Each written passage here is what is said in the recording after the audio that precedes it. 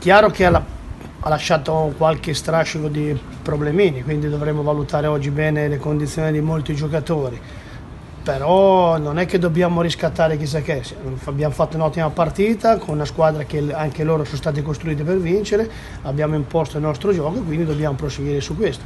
C'è un derby, dobbiamo cercarlo di vincere in casa nostra davanti ai nostri tifosi per proseguire questa scalata che finirà il 2 maggio. Ecco, Serena ha detto: ho visto una partita proprio tra due belle squadre, non si sono risparmiate, maschie, calcisticamente parlando se le sono date di santa ragione. Insomma, è un po' proprio questo il Padova che lei sta cercando di costruire: personalità, approccio giusto alla partita, insomma, poi portare a casa un 2-2 da Salò non è poi così male, no? No, sì, è stata una bella partita nonostante il campo il secondo tempo fosse abbastanza pesante. E quindi ho visto due squadre che volevano superarsi senza tatticismi, senza espedienti diciamo sporchi che nel calcio ci sono.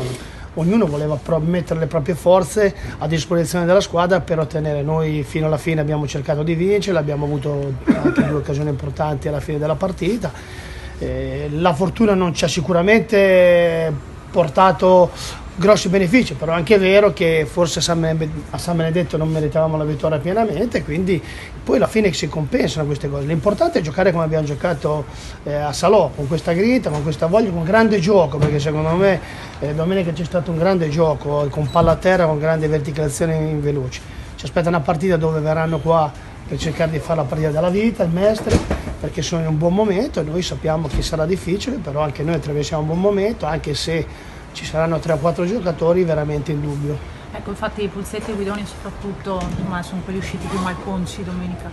Senti, Guidone, Candido non è convocato perché non riesce a camminare, quindi è un altro giocatore importante che nonostante sia sceso in campo solo per 15 minuti e in quel fango lì ha accusato un piccolo stiramento, adesso non lo so. Me l'hanno detto stamattina, quindi non c'avevo neanche, perché pensavo che 15 minuti non potesse succedere niente, invece è successo. Guidone ha chiesto il cambio, Pulsetti uguale, quindi sono 3 giocatori.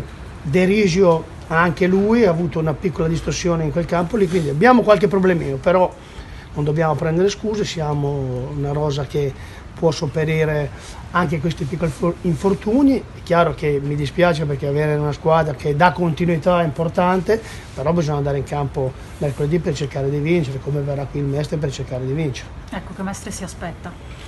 Un Mestre che viaggia molto sull'entusiasmo visto, viene da 5 risultati, una squadra molto aggressiva, rapida nei contropiedi, ha giocatori anche di qualità, perché Sodigna è un giocatore straordinario, in categoria secondo me lui come lui non ce n'è.